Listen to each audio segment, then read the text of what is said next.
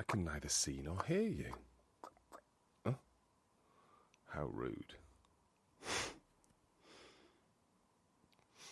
Oh no, you're not going to pick up. You sent me a big heart. Call failed. Gonna try again.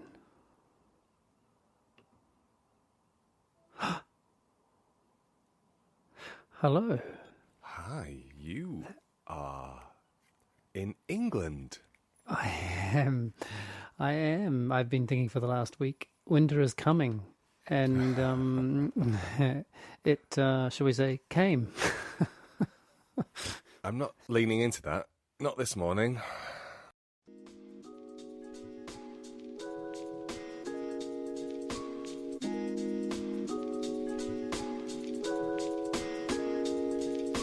This is a podcast in which two friends have serious conversations about silly things and silly conversations about serious things.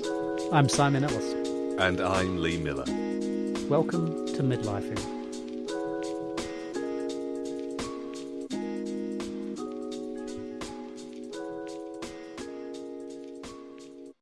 And I'm back. You're back where you belong.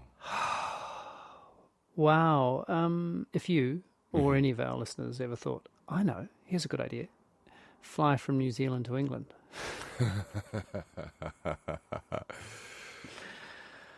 So on a scale of 1 to I have just been dug up, how bad do you feel? I feel, oh yeah, it's so discombobulating.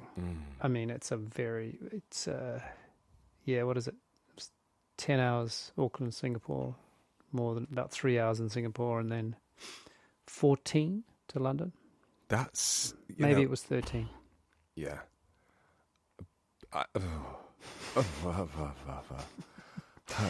And the worst thing was that I thought I'd been pretty clever, which is always... And so on the first leg to Singapore, I thought, because the flights were pretty quiet on the way there.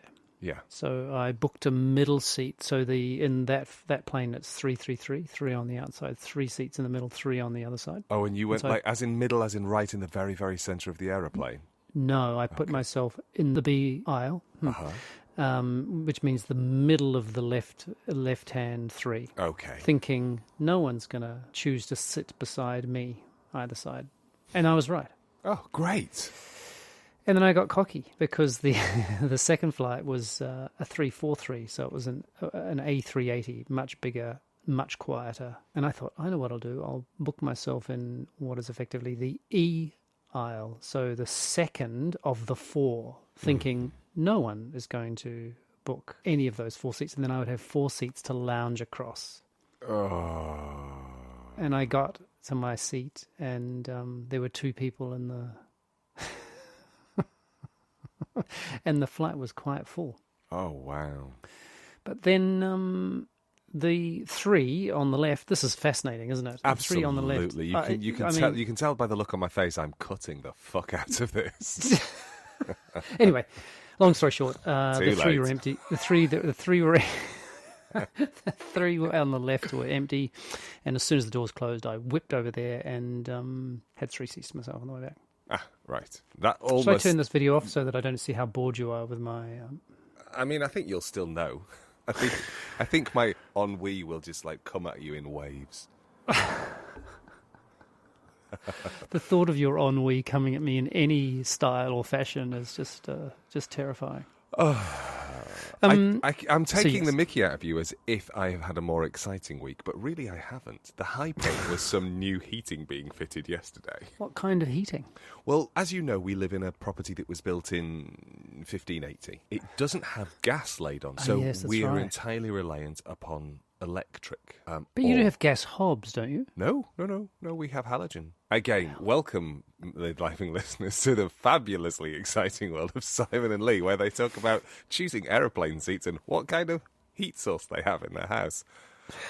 Wow. Yeah, we are setting the bar super high this morning. Yeah, absolutely.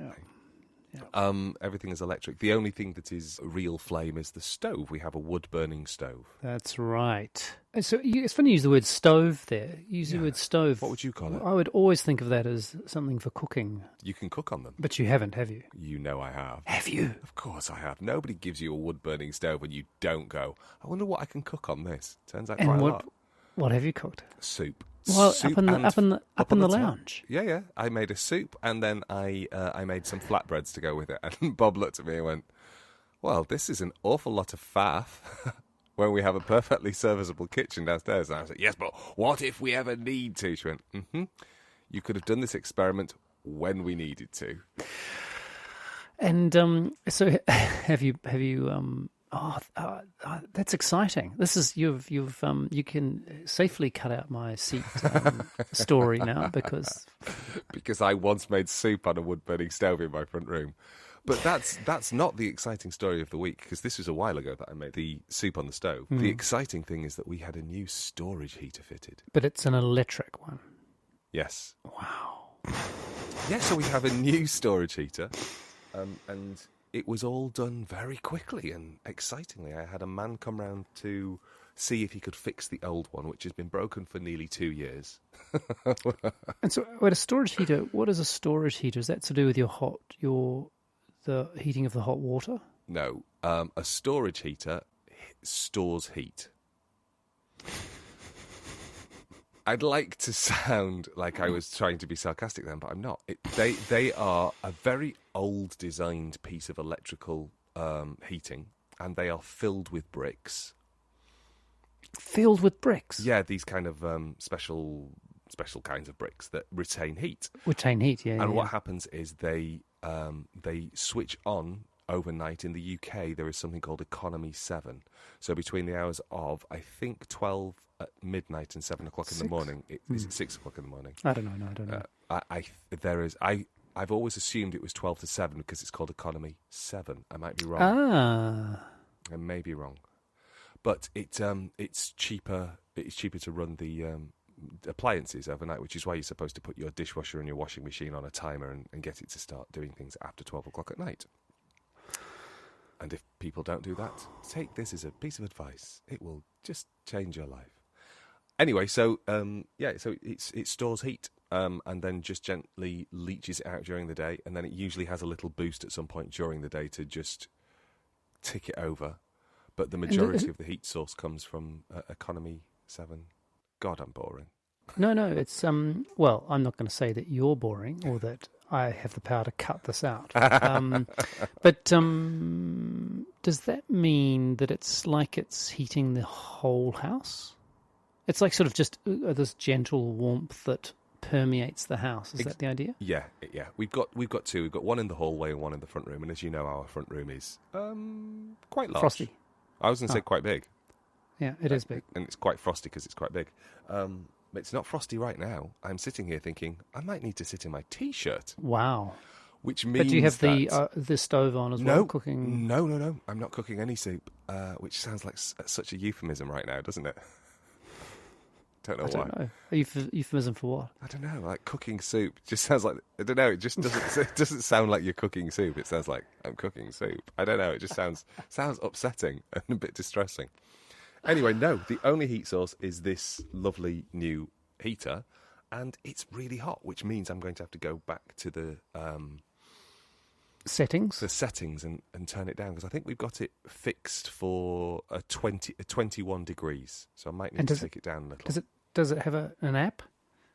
Yeah, it does have an app, but I'm not using the app. You're not using the app, or you are? No, not yet. At the moment, it was only installed yesterday. I'm very happy to just be trying to get to grips with the manual controls. Yeah.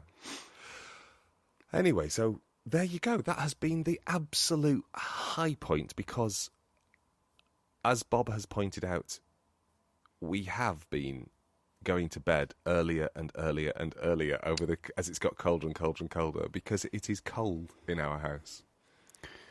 It's not anymore, but it was, because we have had no functional heating in the top floor of the house. Wow. And so you'll be able to stay up late now? I'll still go to bed, but yeah, at least I'll be going to bed out of choice, not because I'm cold. Or what I used to do was I used to fall asleep on the floor. And then Bob would have to wake me up at about 11 or 12 o'clock because I would have just conked out like a corpse. Just like, I would just be spread in all kinds of unpleasant shapes, and Bob would have to gently Why wake me. didn't you go to bed? Because I'd be talking to Bob or reading a book or watching the telly, and then I'd just pass out. Oh, I see. And like you... Even in the cold? No, this was when I used to be warm, so I haven't fallen asleep on the floor for a couple of years. Because it's too cold. Because it's too cold. So all the way during lockdown, we've had no heating upstairs. Because it broke just before lockdown, and we couldn't get anybody to come around. And then, you just get used to something, and then you forget about it. But you have had the stove upstairs, though, Yeah, which must have been warming that. Yes, it has, yeah. But that's also, that was kind of like a weekend treat. We'd put the stove on. I wouldn't have the stove on all day, every day. That would be a lot of wood to burn. Yes, it would be. Do you know that I'm in isolation? I thought that you might be. Is this because of the new rules, or were these the rules that were already in place for you? These are new rules. Right. So you have to be in isolation until you've had your day 2 or before negative PCR result. Is that correct? That's correct. Mm-hmm. And, of course, I arranged what was going to be a lateral flow, and then they changed the rules into a PCR. But I'm sending it away. But you can go to places to get them done. Yeah, like you can organise to have it done just as you arrive. That's one of the things that we did over the summer. So because mine is probably going to arrive while we're recording, actually, but it means because I'm sending it, it's going to take some time to get the result. What a great thing for you to not have to leave the house. Yeah. Well, it does end up, as I think I told you yesterday, it means that I did fall asleep at 10 a.m. and woke up at 4 p.m. with a short break for lunch yesterday. It wasn't ideal getting over jet lag, a strategy for getting over jet lag. Yeah, I hear you say that, but I just think sleep. I just think sleep. Why are we trying to get back to normal? What's it for? Well, just so I can sort of have a functional conversation during the day. But who with? Well, I'm married. Yeah, but you can do that when you're snoozy. There's nothing better, I think, than having a snoozy chat. Yeah, I get a little bit. I think the degree of incoherence is quite high. Okay, I have never woken up next to you, so I couldn't comment on that. I know that's season 3 of midlifing. I'm just pausing to reflect upon how people heard that. You mean they're thinking, wow, are there seasons? Well, no, I was thinking more, do people imagine that we're going to move into a quadruple? Do people think we're going to move out of our respective heteronormative pairings and become a podcasting queer powerhouse? What are they expecting from that statement? Because, it's all to play for. Yes, I can just tune in. Yeah, I can hardly wait to find out myself. Season 3. Are we still in season 1? Because we're in season 2. Oh, geez, are we? Oh, yeah. We're in our sophomore season. I think we've discussed this before, the difficult sophomore album. Yeah, probably. Yeah, definitely difficult times. Yeah. But no, I do feel a bit wretched, it's fair to say. I'm so sorry to hear that you're wretched, because that's no fun at all. I actually said rat shit, but... Did you? You said rat shit. I heard wretched because I am classy. You put the ass into class. Or the arse into class. It's entirely up to you. That's right. Are we in Adelaide or in Melbourne? It's a little bit hard to concentrate. So, obviously, recording a podcast was a great idea. Yes, you did have the excellent idea yesterday of recording just as I woke up at 4 o'clock. I like that you were so keen to interrupt your or to halt your work day in order to podcast. You did see, it did make me smile. That I have been okay. So my work week is made up of a real. It feels like massive record scratching. I'm doing one thing and then there's just this like course correction. So it's that time of year where I'm preparing third years for dissertations. And the thing about preparing third years or supporting third years as they find their way in their independent research is that you find yourself reading stuff that you wouldn't ordinarily read about. And some of it you go, fucking hell, this is exciting. And I'm delighted to report that for the most part, it's been fucking hell, this is exciting. You mean this is things that students have been writing? Yeah. I mean, it's more about some of the research, because where I am right now is I've been marking their annotated bibliographies. So they've been bringing research to me. And some of the sources that they've brought to me have just been really interesting.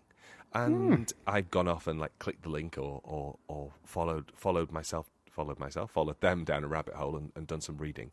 So there's been that, which has been really interesting and really nourishing. And then there's been, and writing documents for the validation event that's coming up in the new year, which frankly is like pulling teeth. Yeah. It's a special kind of hell. Hell, yeah. It is. Yeah. I mean, I know it's got to be done in quality assurance and blah blah blah, but motherfucker. Anyway, I'm not getting into that because what I was going to say is I've been reading some really interesting things. Can you give an example?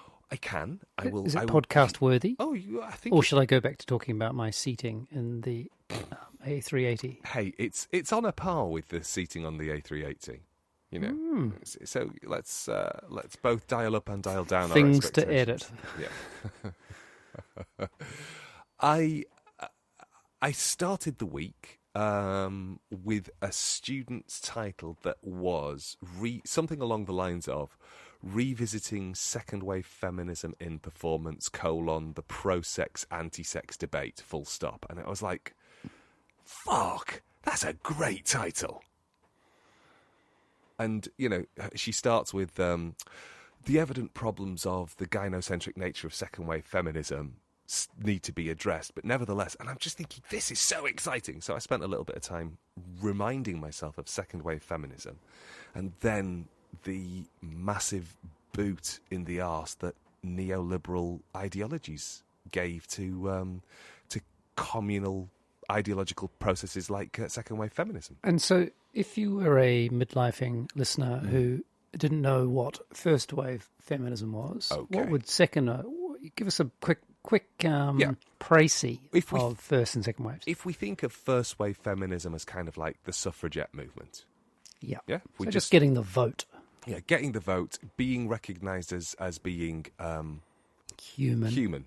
Yeah, rather than chattel. Property. Yeah. So we're talking 1800s, really, more or less, aren't we? Mid 1800s. Yeah, through to the early 1900s as well. Because it goes on for a while. Women's suffrage is not it's not a bell that's rung overnight. It goes on and on and on and on. There's a wonderful piece of writing by a performance academic called Leslie Hill. And I think the title of it is Suffragettes Invented Performance Art. It's a great idea. And, you know, they're throwing yourself in front of the king's horse, which... Yeah. Oh, I've forgotten her name, which is embarrassing. Oh, yes, you mean Emily Davison, who threw herself in front of the king's horse. That's right. The Epsom Derby on the 4th of June in 1913. Oh, well remembered. Yeah, I couldn't quite pull that information from my head. But sometimes I remember things too.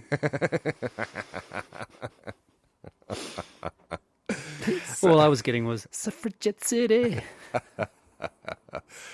Isn't it interesting how when you're trying to remember something, sometimes the internal soundtrack of our brains is just so loud it drowns everything else out? I think that's not sometimes, that's all the time. Yeah, so first wave is getting the vote. Second wave, I suppose really people might kind of think about the idea of women's liberation. Yes. So I'm guessing that's a phrase that most people will have heard of, and the idea of burning your bra. That's effectively the emergence of second wave feminism. And 60s, 70s. Yeah, 60s, 70s, exactly. And a lot of the language is connected to the idea that the personal is political. So asking for workplace changes, recognising that the reproductive rights of women are so to the. I said Roe v. Wade was in that time. Yep, right? absolutely. So, so as we know, these are still incredibly vital and present conversations that are happening around the world. And also the idea of reproductive rights for women, the idea of being able to get fair maternity cover, those sorts of things were part of the narrative. Yeah, that whole territory of second wave feminism is quite gynocentric in its focus, which means that, and I'm not trying to fast forward us to cancel culture, but that's why we've had quite a lot of backlash from women who might be articulating themselves as second wave feminists in relationship to narratives about trans bodies, because they have been effectively cooked in the juice of a gynocentric understanding of what feminism is. Yeah, so I was just rereading all that stuff, and there's this like very clearly contemporary feminist, as in this third year student that I'm thinking about, writing to not to reclaim second wave feminism, although maybe to reclaim second wave feminism and just to explore that the complexity that was already there about the pro-sex and anti-sex narratives that were inside of it, particularly in relationship to questions of pornography.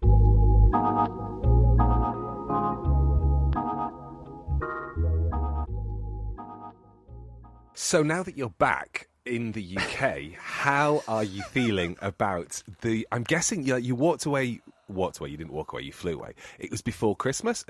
Start again. So, no, wait. What? Oh, go on. No, I was going to say that you went, before Halloween? Hey? Were you gone before Halloween, or were you here in the UK for Halloween? I was away 2 months. I left on the 2nd of October. So you have missed not only the encroachment of weather, you've missed Halloween, you've missed Bonfire Night, so you've come back to, like, Christmas. I mean, I know they have Christmas in New Zealand. They do. They do. But what's it like going back to the industrial complex of Noel? It's pretty intense. It's I don't know what else to say. All I could think about is isolation, and just think about how many people are on that plane, and wondering to me, what percentage of the people on that plane will actually be isolating? All of them, because it's the rules. Okay, yeah. Have I missed something there? I think you might have missed that memo. I was thinking about on the tube on the way in that I reckon 30% were not wearing masks, and this is now that masks are now mandatory again on the. That's 3 and 10, I reckon. So Christmas. What I haven't even done with Lil is we haven't even talked about what we might be doing, like what kind of food we might have, and none of that's happened. I have been thinking about marmalade. Ooh, making marmalade? Yeah. I love marmalade. I was just saying to Bob just this morning. You inspired me with it. That marmalade is my favourite, as we had marmalade on jam. Marmalade on jam? Marmalade on toast. It's like a double cheeseburger, isn't marmalade it? on jam. So, what do you think you're going to have? What's the Christmas menu? I don't know. I just don't know. You must have like secret desires. I know. I don't know. I've been so far away from the idea, or partly because it's also been I've just rocked out of summer. Yeah, so it's I've gotten used to the idea that Christmas doesn't happen in summer. Are you doing Christmas presents? Do you have any like? No, you don't. You're not doing that. No, presents don't happen anymore for us. Okay, not even like little things. Like a stocking. No. Okay. No, we're fully in the no present brigade. No, but do you? Anyway, should we stop? Is that enough? No. I want to ask: do you have any specific like rituals, Christmas rituals, things that you always do? Yes, definitely. We have a Christmas ritual, which is to cook something which is totally everyday and un-Christmassy and takes very little effort. So that's Christmas Day. That's a little bit like, it is a little bit like being, it's a bit Grinchy. Because we're a little bit like, we're going to try and do the opposite of what happens at Christmas, which is everyone has incredibly rich food that never normally gets eaten and is expensive and painful to cook. Which is what you do most weekdays. Exactly. Exactly. So it's like a break from that. Like we might buy croissants 2 days before and then make, like chocolate croissants by putting bits of chocolate in them and then heat them up in the oven. Yeah. Things like that. Yeah. Yeah. Right. Exactly. Very, very simple. So I don't know, but I will, as details come to hand, I will Furnish us with that information. Furnish. You do have a remarkable way with words, I have to say. That's only It's because I've had a inspiring. full night's sleep. Well, I slept all day, and also I did sleep pretty well, given how. So are you just Much sleep whining? I'd had. Are you just whining about having, oh, I had to come all the way from New Zealand, but I've slept really well, and actually I'm quite refreshed. Refreshed is not how I feel, but yes, I'm just whining. Oh, I Simon, am come just on. whining. Do you know what you need? You need a big old turkey. Get it stuffed. I need a turducken. Oh, God. That whole... that thing of putting something in something makes me feel quite bilious. I think that, Lee Miller, that is something that you and I can agree on.